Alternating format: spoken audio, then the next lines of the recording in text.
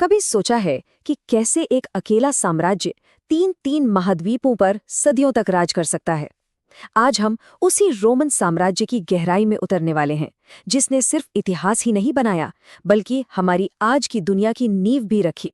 तो सवाल वही है, आखिर वो कौन सा ब्लूप्रिंट था, कौन सा राज था? इस विश्लेषण में हम रोमन साम्राज्य के पूरे ताने बाने को परत दर परत खोलकर देखेंगे। एक ऐसी ताकत जो ब्रिटेन से लेकर सीरिया तक फैली थी और जिसने दुनिया का नक्शा हमेशा के लिए बदल दिया। लेकिन देखिए, रोम को समझने के लिए ये समझना जरूरी है कि वो दुनिया में अकेला नहीं था। उसकी कहानी को ठीक से जानने के लिए हमें उस वक्त की दुनिया को देखना होगा, जहां दो महाशक्तियां एक दूसरे के आमने सामने थीं। तो देखिए, दुनिया एक तरह से दो हिस्सों में बटी हुई थी। एक तरफ था रोमन साम्राज्य, जिसका दिल भूमध्य सागर था और जहां तरह तरह की संस्कृतियां और भाषाएं थीं। और दूसरी तरफ ईरान का ताकतवर साम्राज्य। इन दोनों के बीच फरात नदी की एक पतली सी लकीर थी, और ये दोनों सिर्फ पड़ोसी नहीं बल्कि कट्टर दुश्मन थे। इनकी संस्कृति, इनकी सेना, सब कुछ एक दूसरे से बिल्कुल अलग था। तो फिर सवाल ये है कि रोम की शुरुआती कामयाबी का राज क्या था? देखिए, अपने पहले 200 सालों में इस साम्राज्य में गजब की शांति और तरक्की हुई, और ये सब मुमकिन हुआ एक बहुत ही अनोखे पॉलिटिकल स्ट्रक्चर की वजह से। चलिए देखते हैं कि वो क्या था। देखिए, इतने बड़े साम्राज्य की पूरी सफलता तीन ताकतों के बीच एक बड़े नाजुक से बैलेंस पर टिकी थी: सम्राट, सेनेट और सेना। तो ये बैलेंस काम कैसे करता था? असली पावर तो सम्राट के हाथ में ही थी, लेकिन वो खुद को राजा नहीं बल्कि प्रिंसेप्स यानी पहला नागरिक कहता था, ताकि वो तानाशाना लगे। फिर थी सीनेट, जो अमीर और पुराने खानदानों की एक काउंसिल थी और वो परंपरा की निशानी थी। और आखिर में असली ताकत थी सेना के पास, एक प्रोफेशनल आर्मी जिसके पास किसी भी सम्राट को गद्दी पर बैठाने या हटाने की हिम्मत थी। जब तक इन तीनों में तालमेल रहा, साम्राज्य बढ़ता रहा, लेकिन जैसे ही ये बैलेंस बिगड़ा, साम्राज्य हिल गया। पर देखिए, सिर्फ सेना और राजनीति से ही इतने बड़े साम्राज्य नहीं चलते। असली इंजन, असली ताकत तो कहीं और थी, और वो थी उसकी इकोनॉमी। और इस जबरदस्त अर्थव्यवस्था की कहानी को समझने के लिए हमें एक बहुत ही आम सी चीज को देखना होगा: एम्फोरा, ये मिट्टी के मटके। 5 करोड़! जरा सोचिए इस नंबर के बारे में।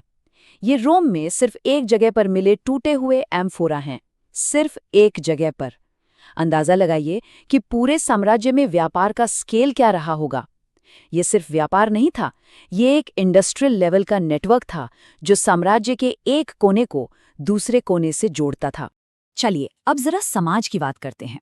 रोमन समाज, सच कहूं तो बड़े अजीब विरोधाभासों से भरी दुनिया थी।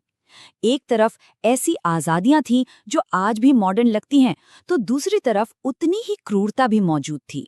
शायद ये सुनकर थोड़ी हैरानी हो, लेकिन कई मामलों में रोमन महिलाएं अपने वक्त से बहुत बहुत आगे थीं। उन्हें अपने पिता की जायदाद पर पूरा हक था, वो अपने पति से आर्थिक रूप से आज़ाद थीं, और तलाक लेना भी काफ़ी आसान था। ये ऐसे अधिकार थे जिन्हें यूरोप में दोबारा पाने में 1000 साल से ज़्यादा लग गए। लेकिन कानूनी हक एक बात थी, और रोजमर्रा की जिंदगी की सच्चाई बिल्कुल दूसरी और अक्सर बहुत कठोर। जैसा कि सेंट ऑगस्टीन ने लिखा है, घर के मुखिया यानी पिता का पूरे परिवार पर पूरा कानूनी अधिकार होता था, और घर में हिंसा एक आम बात थी। ये उस समाज का एक बहुत ही काला सच था। और यहीं पर हम उस समाज के सबसे काले, सबसे गहरे विरोधाभास पर पहुंचते हैं। वो ये कि साम्राज्य की पूरी अर्थव्यवस्था गुलामों के कंधों पर खड़ी थी। तो बात साफ है, एक तरफ थे आज़ाद नागरिक जिनके पास कानूनी अधिकार थे, जो अपनी जिंदगी जी सकते थे, और दूसरी तरफ करोड़ों की आबादी में गुलाम थे, जिन्हें इंसान नहीं बल्कि सिर्फ सामान समझा जाता था, जिनके कोई अधिकार नहीं थे। यही रोमन समाज का सबसे बड़ा विरोधाभास था, एक ऐसी नींव जिस पर साम्राज्य की सारी चमक दमक टिकी थी। और फिर तीसरी सदी आई, और साम्राज्य की ये जो इतनी बढ़िया मशीन चल रही थी ना, वो अचानक अंदर और बाहर के दबाव से चरमराने लगी। ये टाइमलाइन देखिए, ये उस दौर की कहानी खुद कहती है। सोचिए, सिर्फ 47 साल में 25 सम्राट, और इनमें से ज्यादातर की मौत बहुत बुरी तरह हुई, उनकी हत्या कर दी गई। ये एक साफ इशारा था कि साम्राज्य बहुत गहरे संकट में फंस चुका था। हालत ये थी कि साम्राज्य पर हर तरफ से हमले हो रहे थे। पूर्व से ईरान का एक नया और ज्यादा ताकतवर राजवंश, उत्तर से जर्मन कबीले, और इन सबसे भी बुरा, साम्राज्य के अंदर ही गृह युद्ध छिड़ा हुआ था, जहां जनरल आपस में ही गद्दी के लिए लड़ रहे थे। लेकिन कहते हैं ना, हर तबाही के बाद कुछ नया जन्म लेता है। इस संकट की राख से एक बिल्कुल नई रोमन दुनिया उभरी, जिसे इतिहासकार लेट एंटीक्विटी का दौर कहते हैं। तो इस डूबते हुए साम्राज्य को बचाया किसने? डायोक्लिशियन जैसे सुधारक सम्राटों ने। और उन्होंने सिर्फ बचाया ही नहीं, बल्कि इसे पूरी तरह से बदल डाला।